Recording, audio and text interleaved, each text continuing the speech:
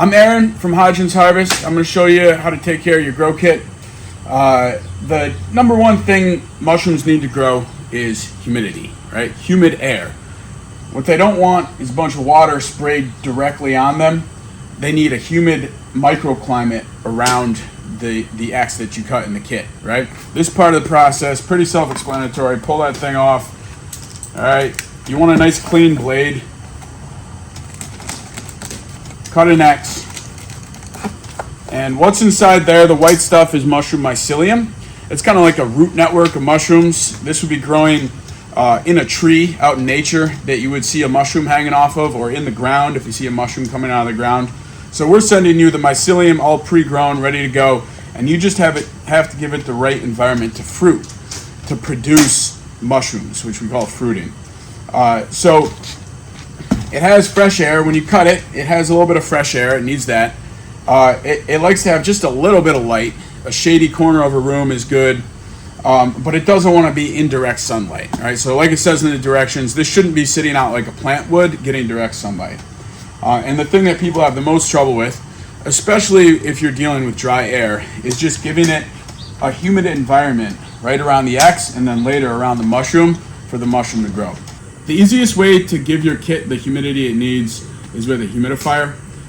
When I have these growing in my house, I'll usually have the grow kit sort of up on a shelf somewhere, humidifier right here, blowing that stream of humidity just into this area right around the X, and they'll grow nicely like that.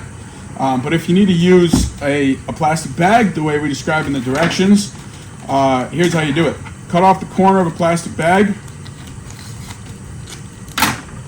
and you're creating sort of a dome, humidity dome over the X. And basically what this gets you is more surface area to spray.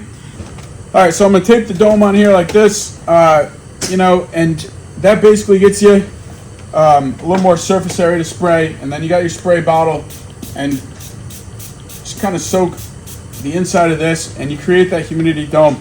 And what that's creating is humid air around the X without spraying directly on it like this.